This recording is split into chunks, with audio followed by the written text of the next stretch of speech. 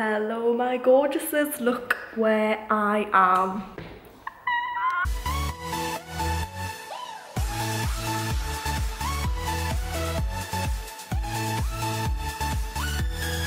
Thought I'd film in the studio today just because it's an amazing setting, it's amazing lighting, and I wanted to show you the studio as well. Yeah, so if some of you don't know, I've started working in Delicious Studio.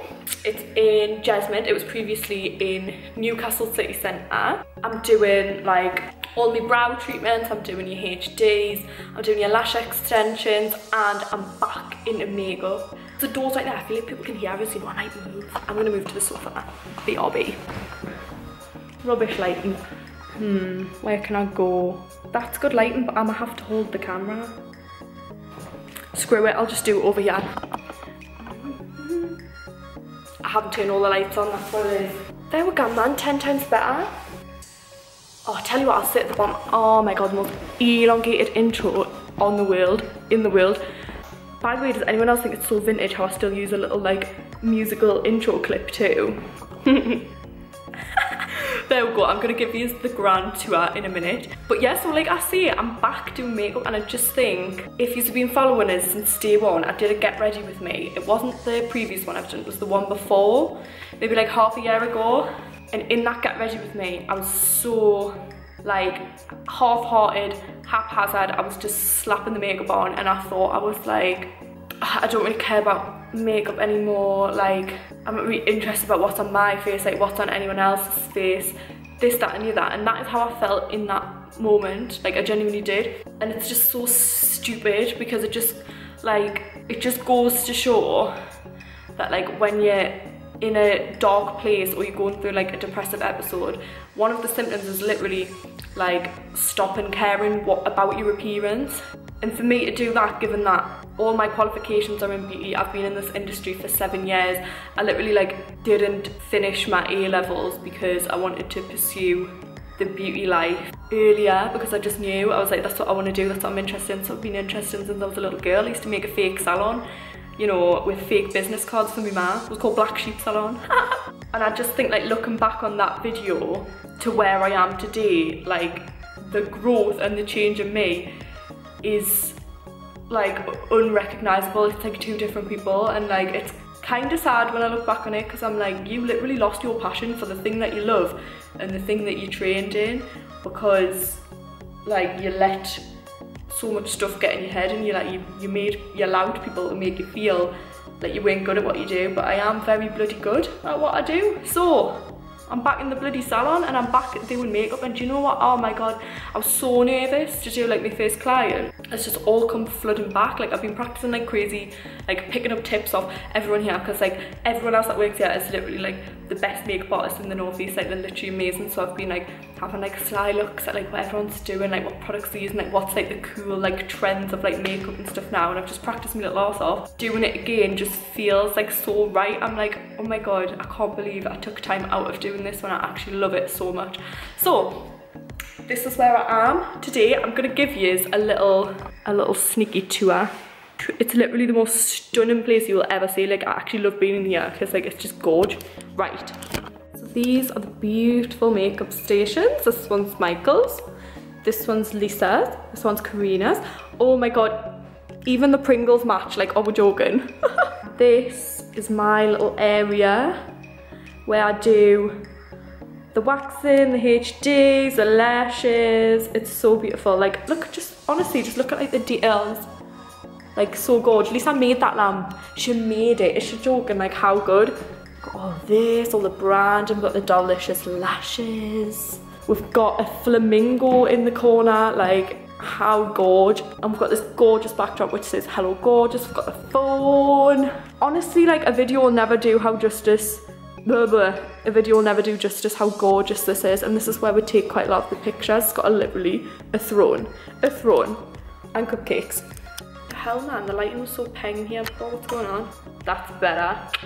Q&A.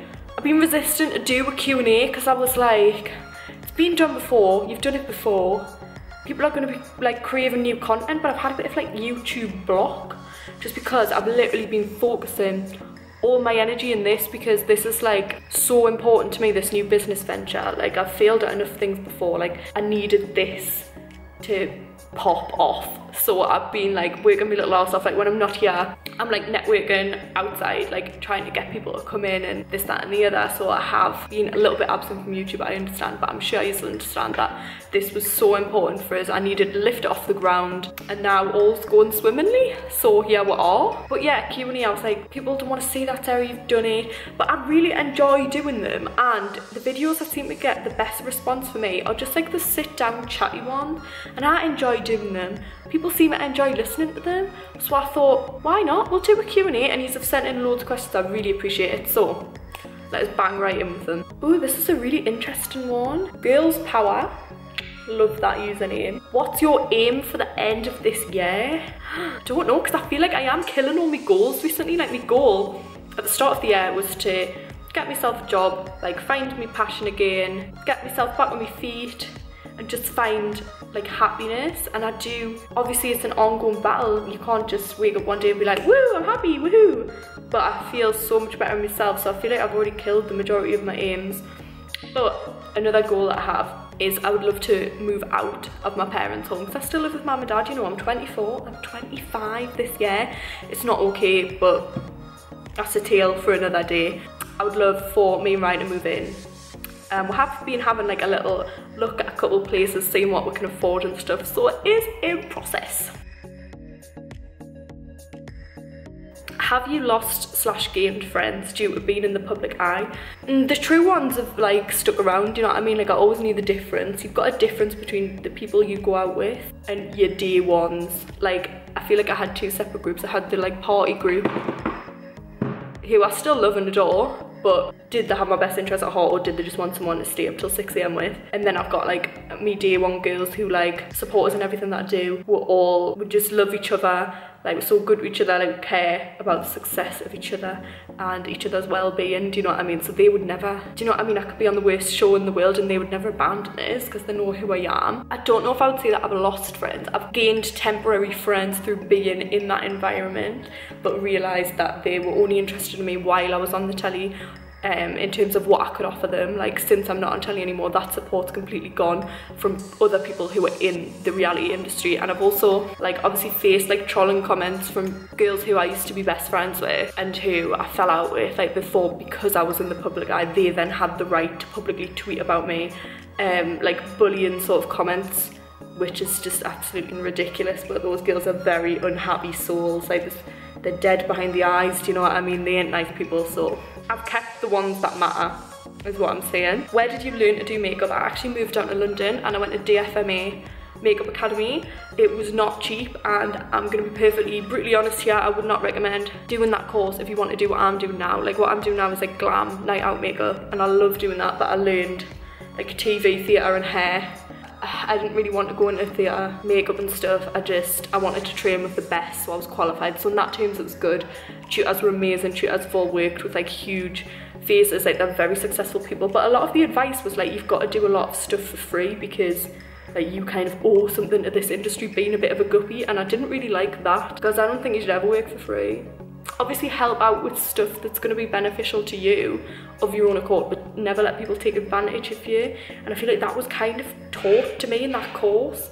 And as I've got on, I've realised like you put a lot of money into your makeup kit and stuff, like don't let people take advantage. I still feel like I'm a better makeup artist through just learning off other makeup artists, YouTube. I didn't really learn anything that I didn't already know on that course, that's what I will say, but I made good connections, so in that terms it was good. Was it worth 5 grand?